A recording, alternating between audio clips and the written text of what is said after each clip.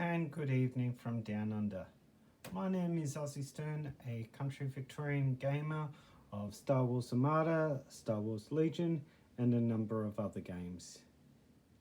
Tonight I just wanted to give a brief video overview of where I'm up to with my ATRT, as well as showing the other painting jobs that I'm currently working on. So as you can see, I have pretty much flushed out all the base paints for my ATRT. I have a nice decal of the rebel symbol on the side there.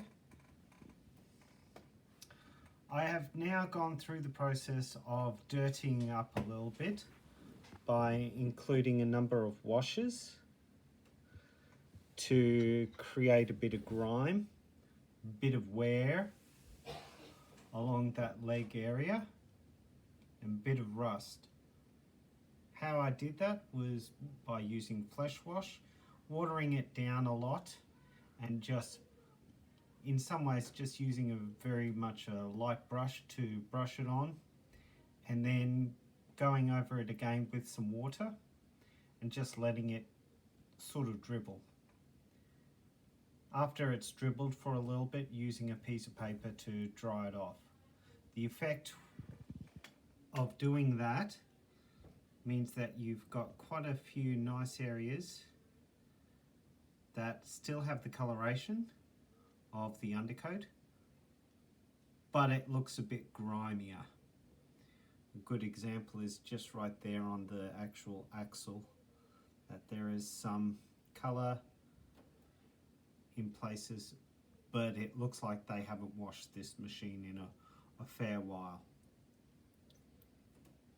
Letting it pool in the crevices, could be an oily, could be anything really, or a bit of mud stuck there, makes it look fairly dirty. So the only areas that I've kept nice and clean are the likes of this plate here, and as you can see there is some bubble effects from the actual paint itself. Normally what I would do is I would go over it and sand it, the bubbles off, and then repaint it, but actually seeing I want to keep this like not very good conditioned or ad hoc paint job by the actual people that had it, I'm just going to leave those bubbles right there, and it actually doesn't look too bad. I've also done some wash on the face,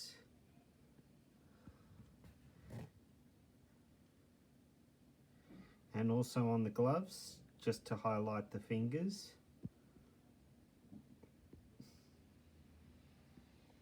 My next step is just to clean up the base a little bit, do some little painting on that snake sort of thing, and putting some varnish on it, spray varnish on it, and then flocking the actual base with some more sand and some brush. So that's where I'm up to with my ATRT. Now, I haven't been doing that alone. I have also been painting some other things.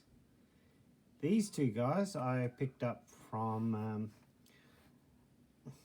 Garfies, and people will recognize both of them as R2-D2 and the other one as Skippy, or the R5 droid Red from A New Hope, episode 4. Both of them I've completed painting to some extent.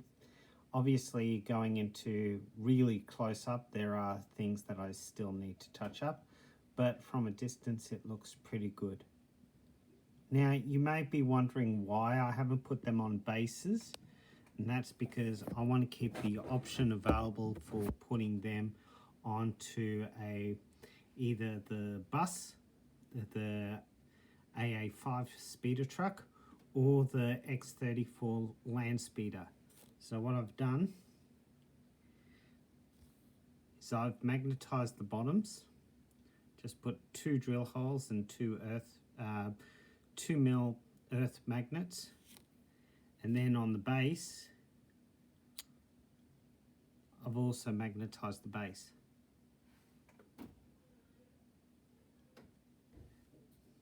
So I've done that with both R2-D2 and R5. So I can have both options available to me.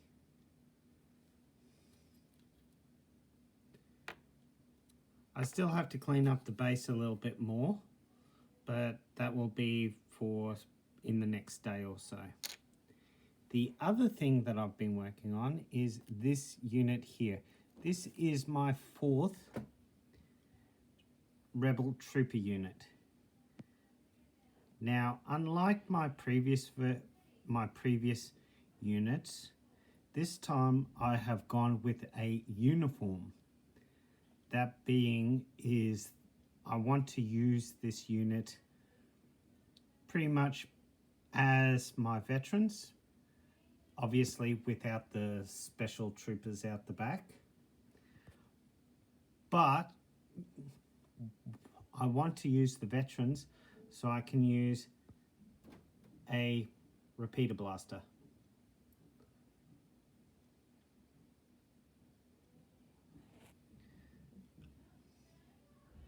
So what I've done, and I will go through this, I've used a filthy brown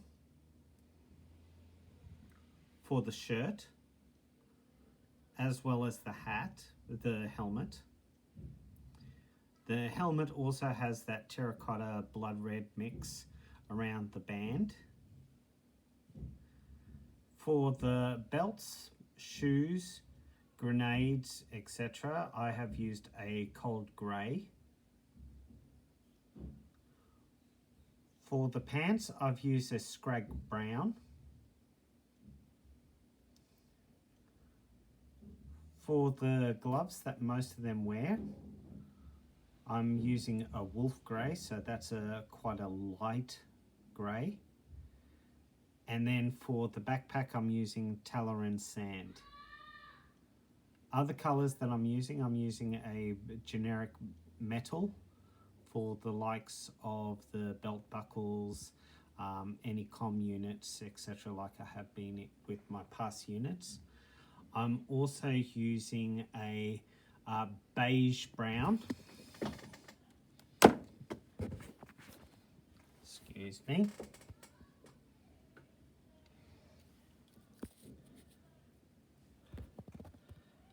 A beige brown for any like vests or overcoats that people are wearing.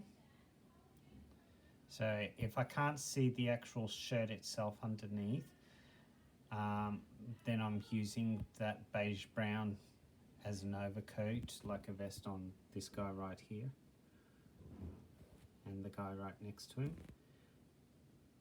I will probably redo this back guy with the beige as well in the next day or two.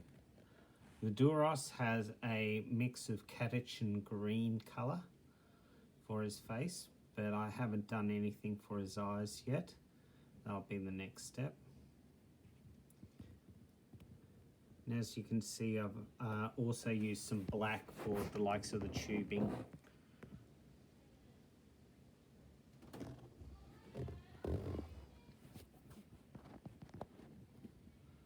So for the next day or two, while it's pouring rain outside, I'll be able to get a bit more paint on these. I am currently looking at, there is some blasters on Etsy that if I get them, I may utilize this model right here, this back one, to remove the gun and put in a actual support gun, or I may actually get some more individual multi-part models and make it up myself. So that's where I am with that project, with that unit. The only other unit that I've got currently on my table is my Pathfinders and one more Rebel Trooper that I happened to find. So these will be undercoated in the next week or so, and then I'll start painting them with Leia and Chewie. But for now, from Aussie Stern, I